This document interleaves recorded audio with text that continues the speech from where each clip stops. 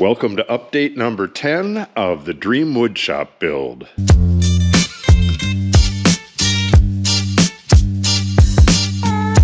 As you can see, I installed half of the metal ceiling already. These brackets were kind of difficult. I had to relocate them exactly where they were before I put the ceiling in, otherwise the door wouldn't open. You could see that video over on Planet Mojo. And I also had to get this wire down through there. I'll be putting a piece of conduit up around the wire through the hole in, a couple days maybe. And that video will be available on Planet Mojo as well. I found that it takes about an hour to install the side panels and a little bit longer to install the center ones, but it takes a bit longer to install the insulation and to seal up the tin to use it as a vapor barrier. You can see on the sides there, we have the regular R19 on the bottom, then we have R30, and then R19 above that. That only goes on the sides, and what that is an air baffle. That'll allow the air to come up behind it and up to the vent here. And when I blow in the insulation, I'll use that as a stop. I'll blow it right up against there, and the insulation is only as deep as the R30, so it's not going to go up and over and plug up the vents. That bump up back there is the garage door hardware, and you can see on the tin behind it, that's the depth of the blown-in insulation. But when you move to either side, I'm not real sure you're going to be able to see it. You could probably see it on this side. It's a lot lower than it is here. I also have marks on all of the webs of the trusses. Didn't get to it on this yet. And I have my depth sticks in here. I forgot on this one, but I could still get them in.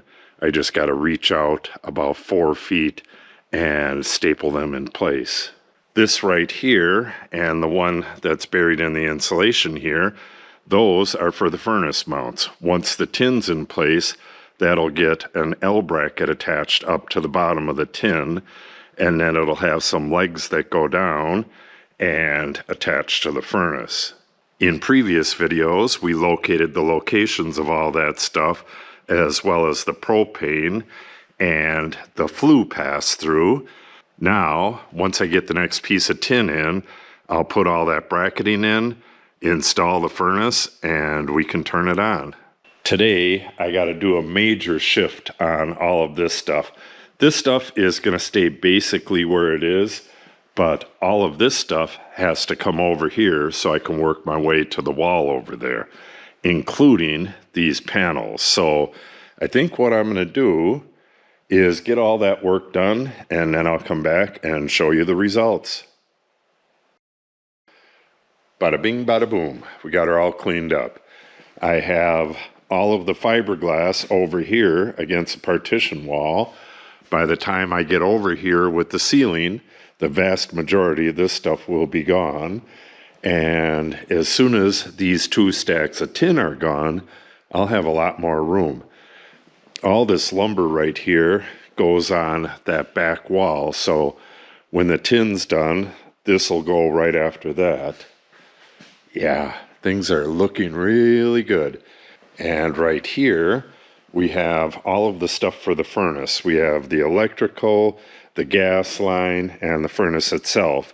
So, and the mounts. So we're going to have one mount that goes right here. That'll be the next thing I do. Then I got to add another row of tin, and the other mount will go right on this member right here. Then I'm not exactly sure if I'm going to mount the furnace right away or not, or if I'm going to keep going with the tin and get this place sealed off, because I have a torpedo heater. If I get the ceiling finished off, I can heat this place by just adding a little bit of plastic on that wall. So not exactly sure what I'm going to do. So make sure you stop by next week and you'll find out.